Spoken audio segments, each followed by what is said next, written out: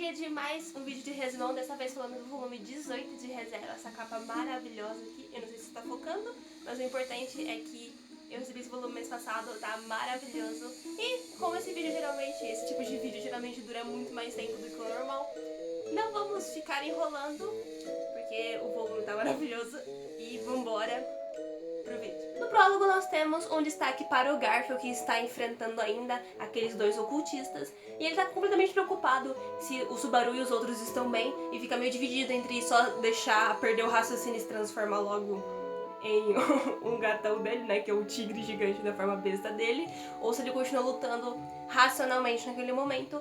Quando ele percebe que as comportas foram abertas, ou menos uma delas foi aberta, e uma grande enchente começa a lavar e levar todas as pessoas que estão ao redor.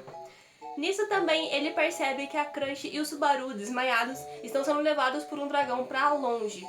E ele não consegue fazer nada porque ele tá preso na enchente e ali no meio tá meio complicado dele se movimentar. Eis que surge então uma serpente estranha que se enrola no dragão, impede eles de serem levados, e tanto o Subaru quanto a Crush caem naquela corrente de água e os dois meio que são levados por essa enchente pra longe. No capítulo 1 nós voltamos um pouco a ver o ponto de vista da Emilia, que ficou completamente em choque sem saber o que responder a respeito da pergunta do Regulus no vídeo passado, se ela era virgem. Ela claramente não sabe o que isso significa, porque ela meio que tá numa fase de aprendizado a respeito dessas coisas, e tipo, nesse ponto ela ainda não chegou, então ela fica tipo meio what the fuck.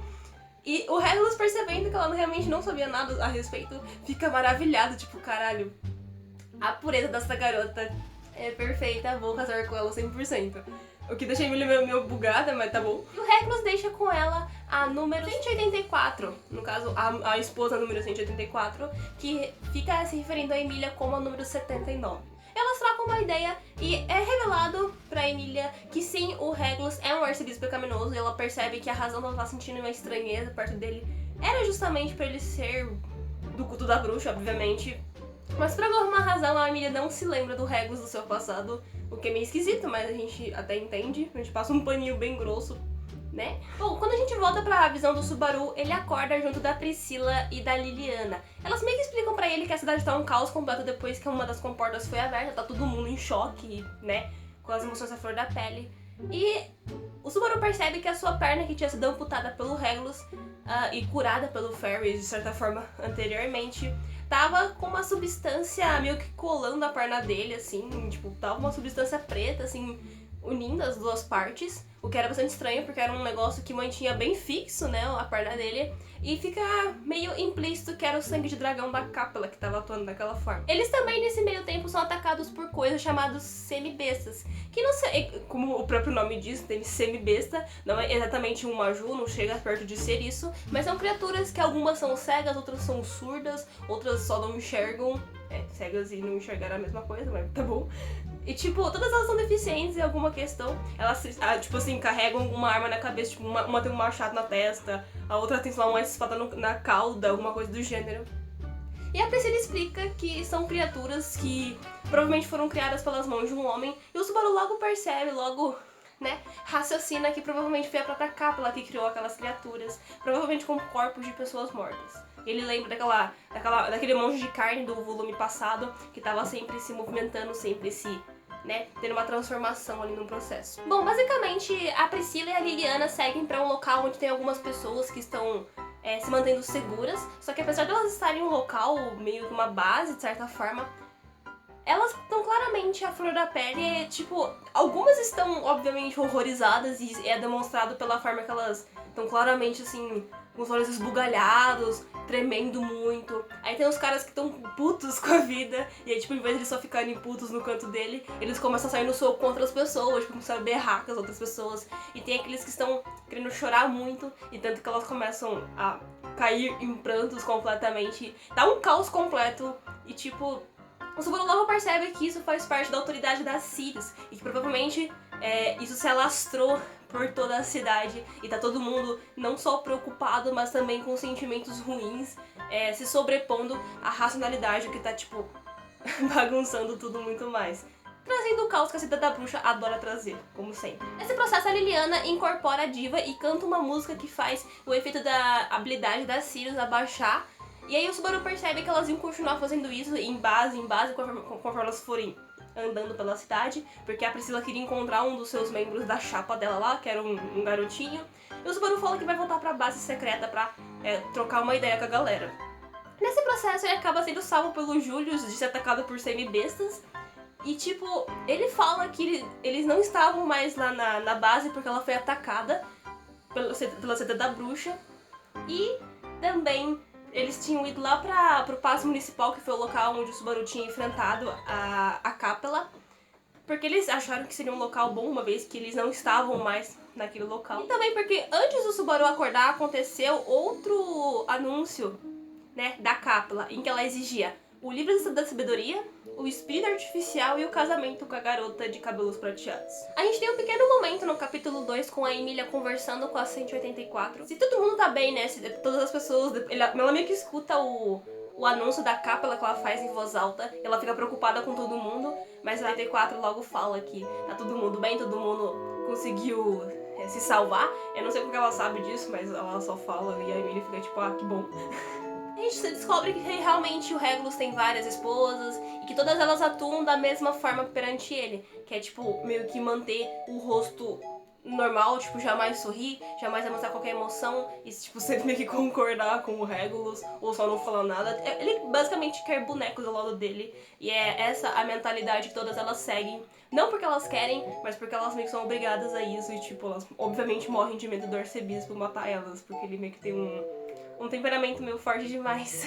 Bom, quando o Subaru e o Júlio chegam ao Paço Municipal, eles logo veem que o Ferris está completamente, assim, preocupado porque a Crush tá em um estado horrível e ele só meio que confirma que o Subaru tá bem e volta pra cuidar dela. Então que a Anastasia chama o Subaru pra trocar uma ideia de cantinho e os dois vão sozinhos conversar. Eles conversam basicamente sobre os requisitos da seta da bruxa, a primeira, obviamente, sendo o espírito artificial, e o Subaru não pensa duas vezes antes de falar que a Beatrice é o espírito que eles provavelmente estão procurando e, tipo, meio que todo mundo da chapa já sabia que ela era um espírito criado pela Equidna, então isso não foi um grande problema de revelar.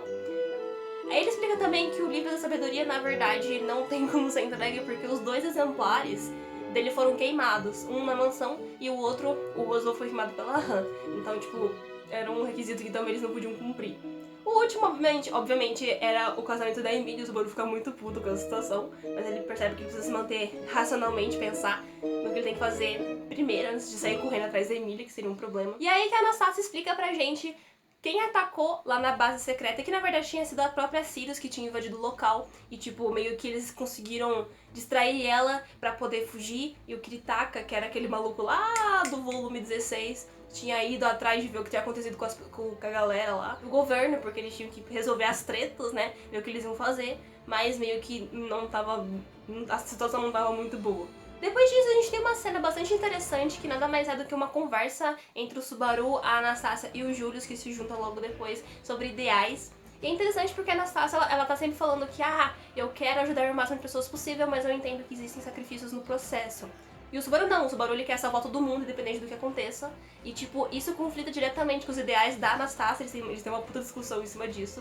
E dá pra ver claramente que, tipo assim, apesar de eles estarem discutindo, eles estão sempre puxando mais a parte emocional pra conversa, porque eles estão também afetados pela habilidade da Sirius, o que é um problema, e o Subaru sempre tenta abaixar a própria bola pra evitar qualquer tipo de conflito interno, que seria um problema. Mas mais do que isso, a gente também vê uma coisa muito interessante, que a própria Anastasia fica geralmente jogando na cara do Subaru, alguns argumentos que ela tem contra ele, do tipo assim, na luta contra a Baleia Branca, contra a galera da seita, pessoas também foram mortas e você não falou nada. E agora que vai estar todo mundo lutando, você não quer que ninguém morra. Tipo, what the fuck, seu hipócrita.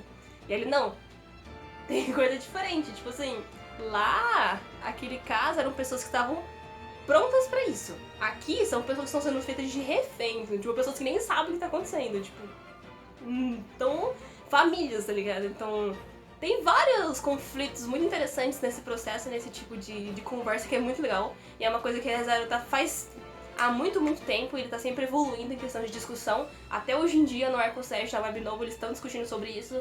Claro que a conversa já andou pra um outro patamar agora, mas ainda assim, esse ponto de heroísmo e de ideais é muito importante em ReZero, é algo que ele frisa bastante o tempo todo pra gente também. E nas contas, acaba surgindo o Aldebaran, dizendo que ele tinha informações que a Emília tinha passado pra ele. No capítulo 3, a gente volta um pouco no tempo pra ver o que a Emília tava fazendo. Ela percebe que como ela é uma refém, e ela percebendo que o Regulus, obviamente, é um cara muito forte, seria muito imprudente se ela enfrentasse ele. E tipo assim, se ela tentasse fugir, provavelmente isso ia causar problemas pro resto das pessoas, porque a chance dele abrir outra comporta d'água e causar mais destruição era muito grande. Então, ao invés de ela enfrentar diretamente o arcebispo, ela decidiu procurar informações pra ajudar a galera da chapa. Então ela saiu do seu quarto, deixou um cone de gelo na cama dela, fingindo que tava dormindo, e ela saiu do quarto em busca de informações. E ela, por cagada, acaba encontrando o Regulus trocando uma ideia pelo mídia de espelho com a Capella, e assim que ele sai do quarto, ela consegue entrar no quarto, já com algumas informações pegadas, tipo, cada arcebispo tá em uma torre, tem isso, as localizações, tipo, ela pega algumas informações importantes. E aí, ela fala, nossa, como é que eu vou me contactar com as pessoas de fora? O que eu faço? Eu faço uma estátua de gelo gigante pra todo mundo saber? Não vai dar certo, eu vou ficar pensando umas ideias assim. Até um ponto em que o Mitya começa a ligar, e ela precisava atender como se fosse um telefone.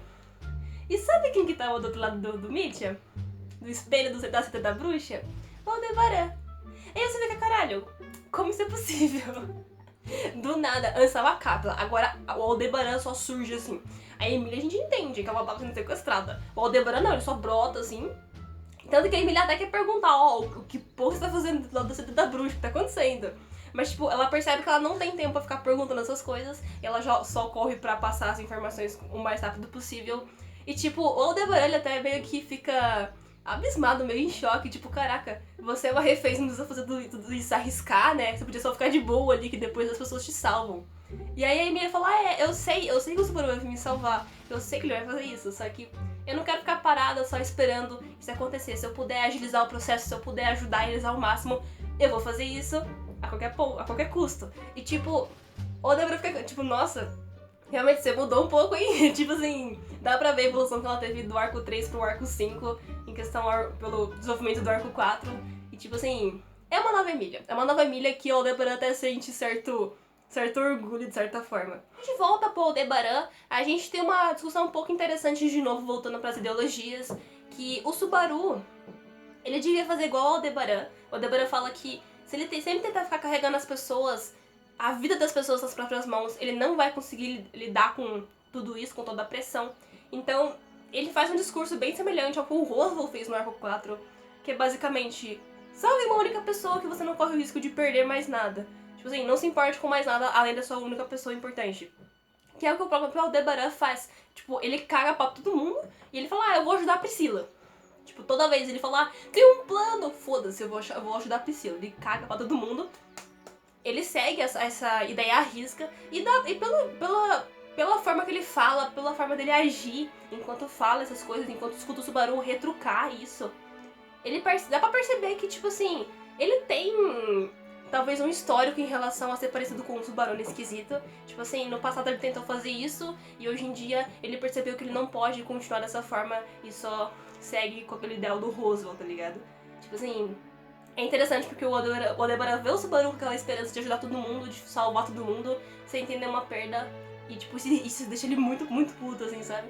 Mas isso é uma cena bastante interessante pra desenvolver, não só pra instigar, na verdade pra instigar a gente a respeito do passado do Aldebaran, porque além de suspeito, o cara veio da Terra, tem uma porrada de coisa importante sobre ele e a gente não sabe. Então assim, né? Isso deixa a gente cada vez pipocando as teorias na cabeça. A gente também tem um momento em que eles falam que eles precisavam de alguém pra ser o porta-voz das pessoas, no sentido de fazer um discurso pra todo mundo, pra todo o povo, pra não se deixar levar pela seita. Tipo assim, se aproveitar do arbítrio da Sirius pra fazer isso o contrário. E aí eles falam, quem que podia ser o porta-voz? E todo mundo concorda que o Subaru devia fazer esse papel, porque ele claramente tem uma pegada mais assim de discurso, de conseguir fazer as pessoas entenderem o lado dele. E tipo, ele percebe que as pessoas estão contando tanto com ele, vem que as pessoas realmente respeitam ele, isso chega até a assustar ele, tipo, caraca, as pessoas agora me respeitam, antigamente elas me esculachavam, que horrível, que incrível, tipo, ele fica meio em choque. Mas depois de um pouco de incentivo, ele realmente vai lá e manda ver no discurso, um discurso assim emocionante demais, que meio que começa com ele falando da tristeza, da dor. Aí ele fala para as pessoas se apoiarem umas nas outras e então se erguerem juntas, não para lutar, mas para se manterem firmes enquanto os outros enfrentam a seita. E eles pedem para eles terem fé nessas pessoas. E aí só no final ele se revela como o cara que matou o Preguiça para dar ainda mais credibilidade ao seu discurso. E é uma cena muito, muito foda, porque fica todo mundo... Yeah! Eles nem estão vendo isso, mas tipo, eles meio que sentem que eles estão motivados a continuar de pé e não se render à seita, que é uma cena muito, muito legal. No fim das contas, quem retorna pra gente é o Otto com o Reinhardt. E tem uma cena até bonitinha do Garfield todo preocupado, se joga num abraço no Otto, assim. Mas basicamente, esses dois personagens voltam com uma história nova pra contar pra gente. O capítulo 4 começa com a gente sabendo mais ou menos o que tinha rolado com os dois até então, com o Otto dizendo que ele meio que se encontrou com o arcebispo da Gula no caminho, mas ele conseguiu dar uma driblada nele e fugir.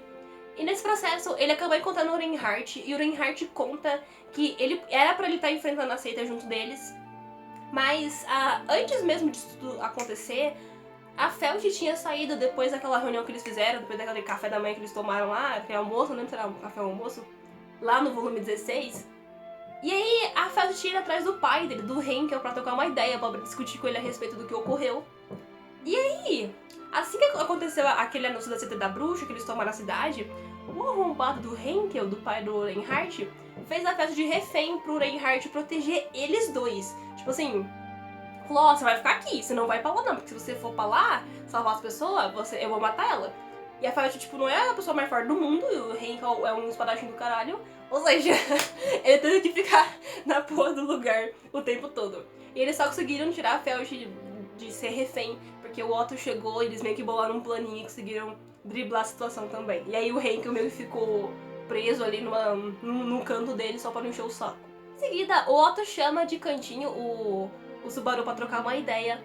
E aí a gente descobre que o Otto era o cara que tinha pegado resquícios do livro da sabedoria que foram queimados. Na verdade, resquícios do livro que a Han tinha queimado na luta contra o Roswell no arco 4.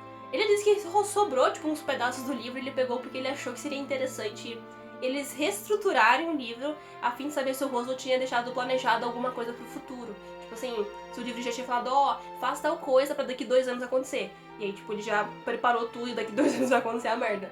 E ele achou que seria interessante, né, deixar isso preparado. E o Subaru falou, tá bom, justo, né? Ele não brigou com o outro por causa disso, mas achou interessante saber. E o livro, na verdade, não tava com ele, tava com um cara que tava arrumando o livro. E aí, no meio dessa bagunça toda, ele acabou deixando com o cara e o cara desapareceu. Então, eles iam ter que ir atrás do maluco de qualquer forma. E aí, depois dessa conversa, o Wilhelm surge pra querer conversar com o Subaru. Na verdade, ele fala que a Crush acordou do sono dela e ela quer conversar com ele. E aí, enquanto eles estão indo até lá, a gente tem uma cena bastante interessante aqui, que é o Wilhelm falando que, de fato, a pessoa com quem ele lutou era, sim, a sua falecida esposa, a Teresia. Ele percebeu por conta das suas habilidades. E o outro cara com quem ele tinha lutado, com que o Garfield tava lutando, era o Kurgan. É um cara que já apareceu nas Light Novels no arco 3. Ele foi citado como um antigo inimigo do Wilhelm, em Wallachia. Tem toda uma historinha por trás, acho que até tem uns volumes especiais nos X, né? Mas, basicamente, aqui a informação importante é: tem alguém que consegue usar a habilidade de trazer pessoas da morte, né? Tipo, meio que usar mortos-vivos em combate. E ele lembra que no passado, na Guerra Semi-Humana, tinha, de fato, uma pessoa, uma bruxa, capaz de usar essa habilidade, esse feitiço antigo. O nome dela era Sphinx. É um spoilerzinho bem de graça, porque eu olhei na wiki pra saber quem que era, e realmente essa personagem já apareceu, não na série canônica, tipo, nos volumes de ReZero, mas ela apareceu nos especiais de ReZero. Ela, só pra deixar bem claro, é uma das cópias da Hills Meyer, lá do santuário da Equidna. Sendo bem a verdade, pelo que eu entendi, ela é a primeira cópia que foi feita, que a Equidna tentou colocar o corpo, a alma dentro, mas não coube toda a alma dentro. E aí ficou só um pedaço da alma com um pouco de conhecimento, um pouco de personalidade dela. E a cópia só vazou, o santuário se autodenominou como Sphinx e saiu vazada. A Equidna só criou um clone e falou, tá aí. Ela adora ficar criando clone, é incrível. A Equidna só faz coisa boa, né? Experimentos top. Ela cagou pro experimento, só vazou, assim, foda-se. Bom, lá embaixo, basicamente, a Crush troca uma ideia com o Subaru. Ela, na verdade, tava só preocupada com ele, se ele tava bem e tal, se ele não tinha se ferido mais do que ela. Porque ela tava, tipo, passando muito, muito mal. Porque o sangue de dragão tava afetando diretamente ela. Tava com uma dor horrível, assim. Tipo, tava meio que queimando internamente ela. A pele dela tava toda preta, assim, tá? Tava... A Crush sabe sofrer. A Crush nasceu pra sofrer, ela perde memória, ela morre, ela... Nossa, a mina nasceu pra sofrer. Coitada. Bom, quando eles voltam lá pra cima, tá tendo uma reunião bem grande, a Priscila já chegou de novo pra trocar uma ideia, e aí, tipo, todo mundo se reúne meio que pra formar planos pra eles enfrentarem a seita da bruxa. No princípio, a gente fecha com Priscila e Liliana indo enfrentar a Sirius, porque elas conseguem meio que driblar a habilidade da ira dela, e por alguma razão a Priscila não é afetada por ela, então ela e a Liliana são perfeitas pra enfrentar a Sirius. Subaru e o Reinhardt vão enfrentar o Avareza, que o Reinhardt é perfeito pra enfrentar o Avareza, porque o Avareza é tipo o arcebispo mais forte que tem, então, né, pra evitar qualquer problemas futuros. O Wilhelm e o Garfield vão enfrentar a Luxúria de novo, e também, ao mesmo tempo, enfrentar os arcebispos que ficaram pra trás, aqueles dois revividos, de certa forma. O Ricardo e o Júlio vão ficar pra enfrentar o arcebispo da Gula. E é assim que fecha o começo das lutas contra a seita de novo. O capítulo 5 a gente volta pra parte da Emília, em que ela volta pro quarto, e a 184 percebeu que ela tinha fugido, e ela até estranhou que ela não tinha realmente fugido daquele local, e a Emília fica até meio grata que ela não tenha ido fofocar pro Regulus, que ela tinha vazado. E aí depois dessa ceninha, o Regulus meio que pede pra Emília ir lá pra igreja, que eles iam fazer o casamento, e aí a Emília se veste e tal, eles vão até lá na igreja, fazer todos aqueles paranauê tudo lá. E aí tava todas as noivas assistindo e tal. E aí o Regulus começa a fazer um puta de um discurso sobre o amor dele, sobre como ele ama as pessoas, a parte da aparência, que ele assim, tem que sempre se ajoelhar perante ele, faz todo um discurso meio merda, assim, a respeito do amor dele. E aí a Emília começa a retrucar, falar que o amor entre homem e uma mulher, ela não entende direito, o que ela nunca sentiu isso por outra pessoa antes. Obviamente, porque ela era uma criança quando ela voltou, então, né, ela tá aprendendo ainda essas coisas. E aí ela fala que ela sabe, no entanto, que o amor entre homem e uma mulher é como o amor de seus pais. Não necessariamente os pais biológicos, ela tá se referindo à Fortuna e o Gilce, que se amavam muito e, tipo, apesar de se amarem, eles não puderam se casar e viverem felizes pra sempre, como ela achava que eles mereciam viver.